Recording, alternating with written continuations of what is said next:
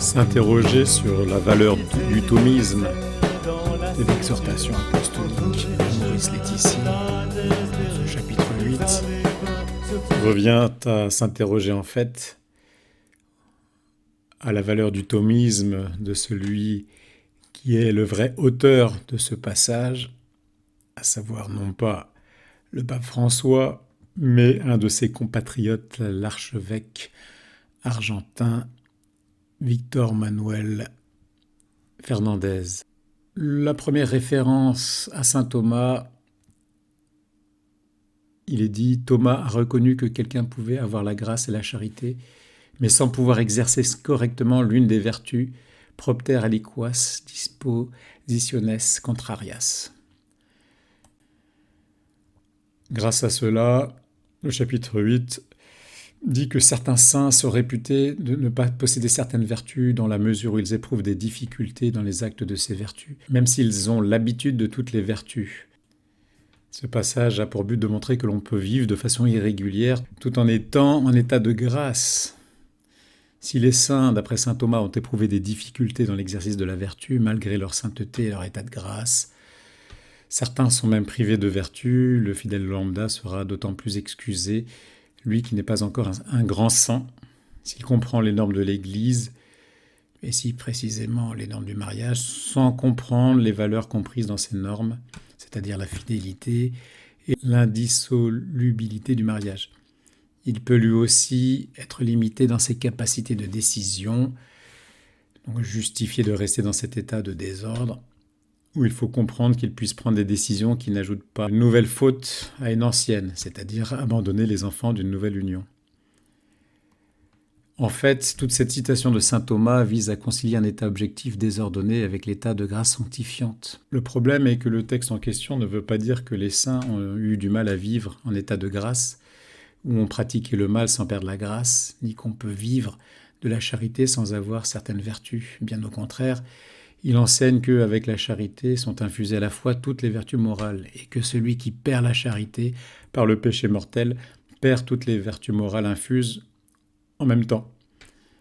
Or, s'unir avec une femme qui n'est pas la sienne, sauf en cas de mariage invalide prouvé, est un adultère, et un adultère est un péché mortel par excellence.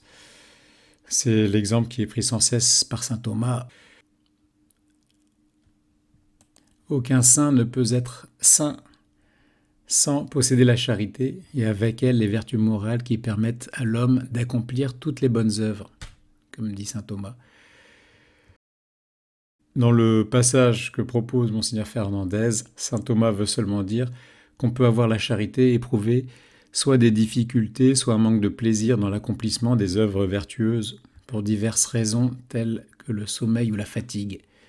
De même, les vertus infuses ne fonctionnent pas comme les vertus acquises. Ces dernières sont plus soumises aux habitus ou actes précédents répétés que ne le sont les premières, les infuses. Donc le saint qui vit davantage des vertus infuses peut éprouver plus de difficultés à agir que celui qui possède des habitus acquis qui ont tendance à supprimer les dispositions contraires. Éprouver quelques difficultés à exercer la vertu à cause d'empêchements extérieurs tels la fatigue ou la maladie n'équivaut pas à ne pas posséder la vertu. Or, si l'on dit que les saints n'ont pas certaines vertus, c'est dans le sens où ils éprouvent de la difficulté dans les actes des vertus. Et, ajoute saint Thomas, pour la raison qu'on vient de dire, cela n'enlève rien au fait qu'ils possèdent les habitus de toutes les vertus. Donc le passage tronqué de M. Fernández ne permet pas de comprendre la pensée de son auteur. Il lui fait même dire l'inverse. Là où Thomas expose l'impossibilité pour le saint d'avoir la charité sans avoir de façon connexe toutes les autres vertus infuses informées par celle-ci, l'archevêque argentin lui fait dire qu'on peut avoir la charité sans bien pratiquer certaines vertus, voire sans les posséder. Bref, l'ignorance pratique des normes, la négligence dans leur acquisition, la permanence dans un état de vie douteux, la pratique d'actes non vertueux, autant d'arguments dont le but est de trouver des circonstances atténuantes à une situation opposée à la loi divine et donc à la vertu de charité. Nous sommes bien loin des empêchements dont parle Thomas d'Aquin dans les solutions 2 et 3 de la question 65. Un autre argument thomiste est celui qui veut que, bien que dans les principes généraux il y ait quelques nécessités, plus on aborde les choses particulières, plus on rencontre de défaillances. Dans le domaine de l'action, au contraire, la vérité ou la rectitude pratique n'est pas la même pour tous dans les applications particulières, mais uniquement dans les principes généraux, et chez ceux pour lesquels la rectitude est identique dans leur action propre. Elle n'est pas également connue de tous. Plus on descend au détail, plus les exceptions se multiplient. M. Fernandez fait allusion à la complexité des situations particulières qui font que les indéterminations augmentent plus on rentre dans les détails. Ceci entraîne à ses yeux l'impossibilité de qualifier certains actes sexuels de gravement désordonnés d'une façon absolue. Nous l'avons déjà dit pour la fornication. Il faut les considérer cas par cas et selon la subjectivité de chacun. Cela va permettre de dépasser la norme générale pour rejoindre les situations particulières de chacun dans un discernement pratique au cas par cas, sans tomber dans le danger d'une insupportable casuistique, comme il est dit dans le chapitre 8. Mais que veut dire saint Thomas dans le texte utilisé ci-dessus ? Ce qui en ressort est que la morale et la raison pratique s'intéressent aux particuliers et aux contingents, contrairement aux sciences théoriques, qui portent sur le général et le nécessaire. La loi naturelle est la même pour tous dans les prescriptions en général, mais elle n'est pas appliquée comme il le faudrait par tous, parce que quand on descend dans les détails des actes humains particuliers, plein de facteurs entrent en jeu, les passions, les habitudes, les degrés d'intelligence, la bonne volonté, l'éducation, le caractère, etc. Les principes sont les mêmes pour tous, mais comme dans l'acquisition de la connaissance, l'erreur peut introduire des variations dans les conclusions et faire varier les choix pratiques dans les actes moraux particuliers. Saint Thomas, d'ailleurs, ne parle pas d'exception, mais utilise le latin deficere. Ce qu'il veut nous montrer, ce n'est pas que la loi naturelle se fragmente en divers actes qui se valent tous, mais que la loi naturelle, plus on s'éloigne de ses principes immuables et valables pour tous,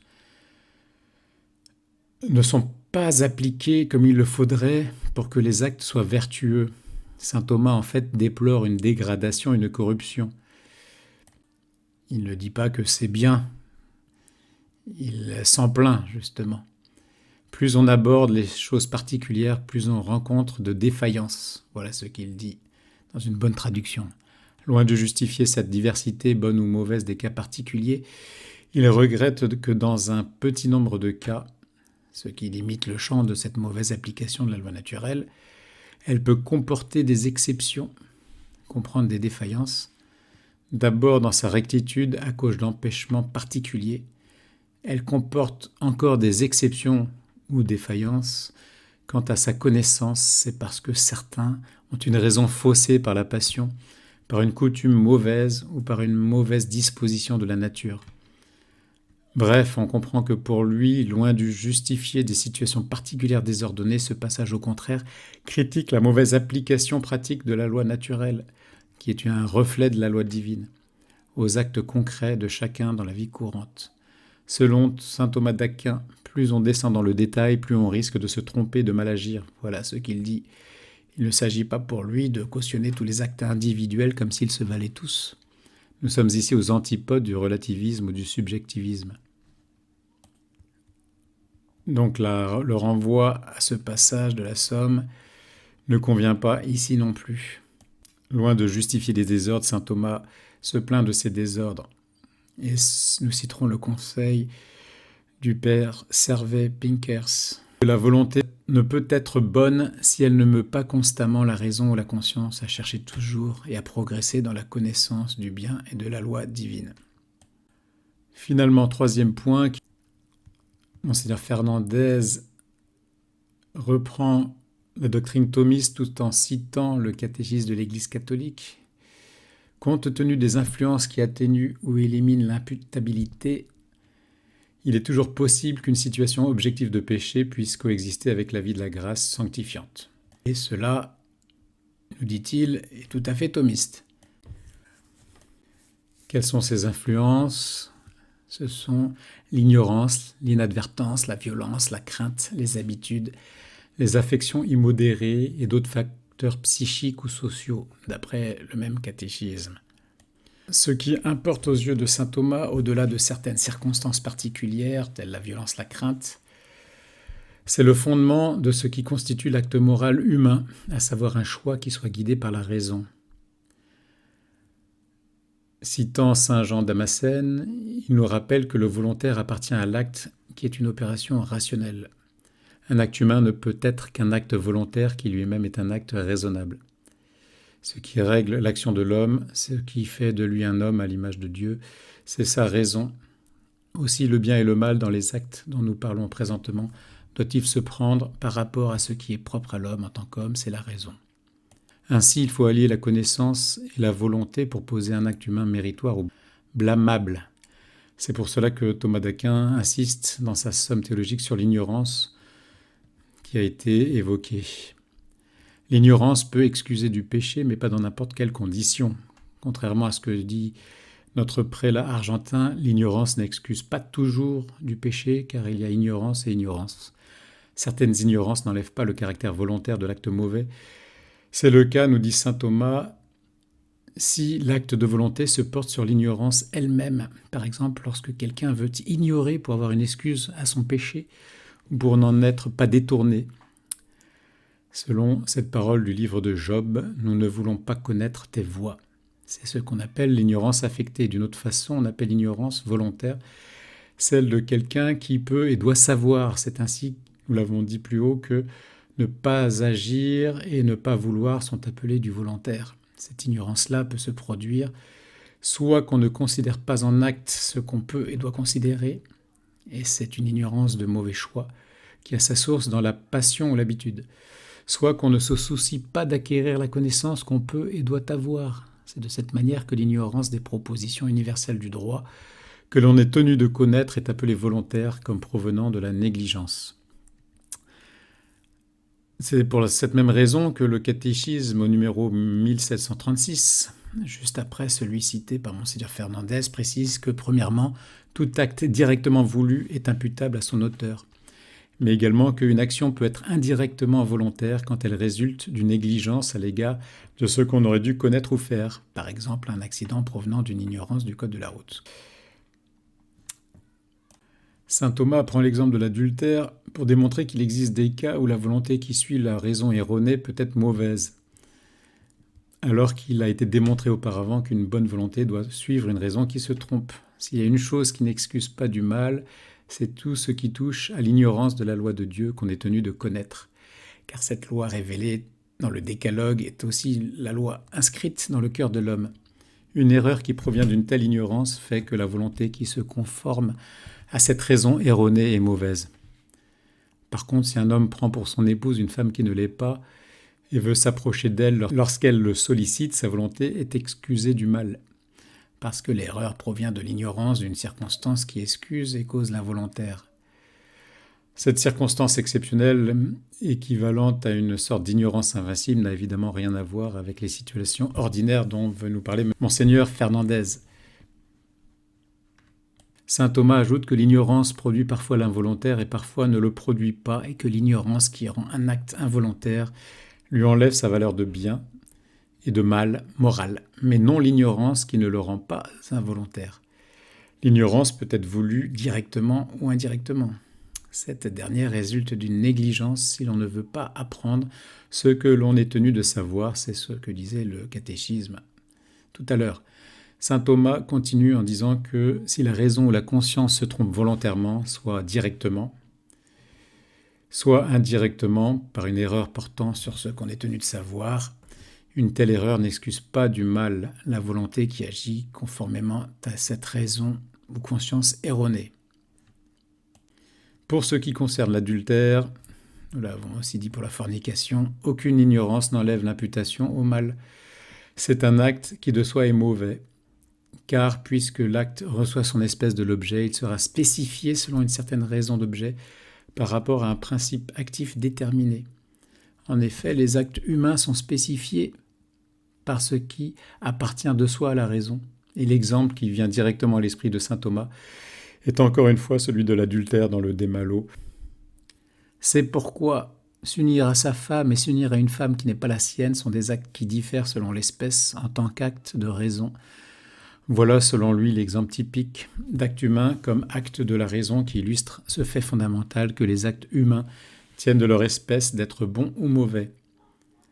S'unir avec une femme autre que la sienne ne pourra jamais être un acte bon pour saint Thomas, car il est spécifiquement mauvais. Un acte bon peut être vicié par différentes choses, mais selon notre docteur, un acte spécifié dans le mal ne peut jamais être bon. Si un acte bon peut être mal accompli, un acte mauvais ne peut être bien accompli. Le mal venant de défauts singuliers, c'est pourquoi, quel que soit l'élément qui est mauvais de l'acte ou de son ordonnance à la fin, le tout est jugé mauvais. C'est aussi pourquoi on ne peut pas faire un mal pour qu'en sorte un bien.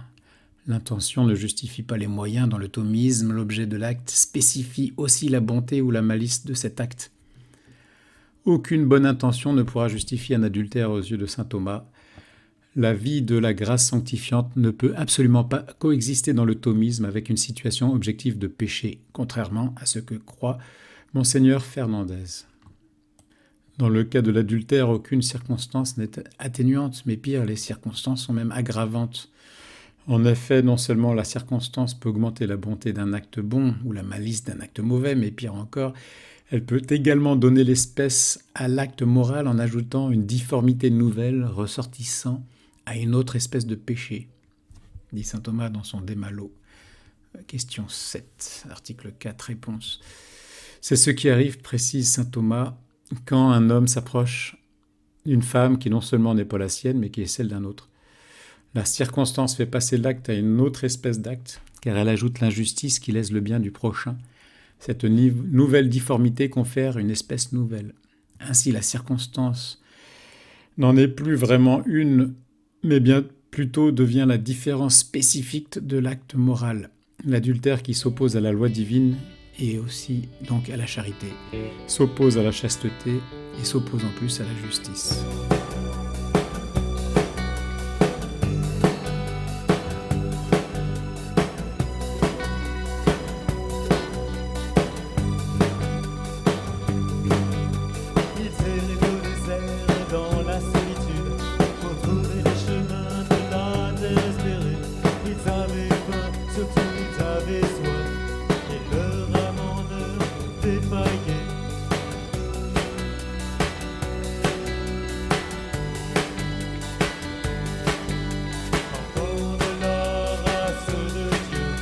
De celui qui un jour vint, ils furent pourtant loin de sa face, pour avoir trahi l'amour et la loi, mais criaient vers Dieu dans la détresse de leur angoisse, il les a délivrés, mais criaient vers Dieu dans la détresse.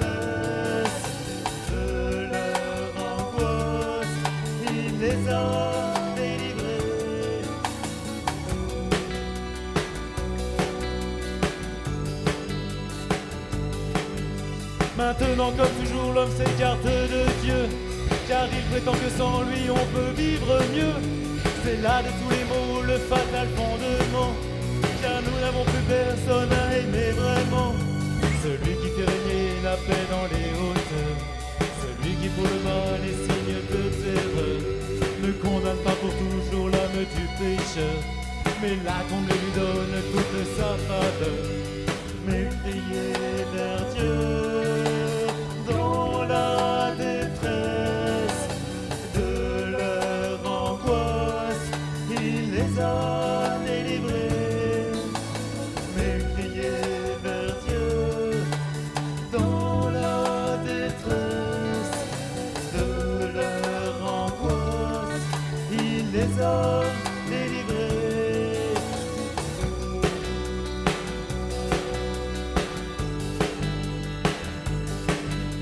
La mort ni la peur ne s'éloigneront de nous, si chacun dans son cœur ne se met à genoux. Le combat de notre temps est de vivre en toi, car jamais sans ta force nous garderons la foi. Garde tes serviteurs fervents dans ton amour, que chacun d'entre demeure fidèle à ta loi, et que devant ta face, le jour de ton retour, nous soyons tous acclamés comme notre roi. Si nous sommes avec lui nous vivrons. Si nous tenons ferme avec lui, nous régnerons. Les assauts, les douleurs d'un instant nous préparent à recevoir cet éternel trophée de gloire. Mais crier vers Dieu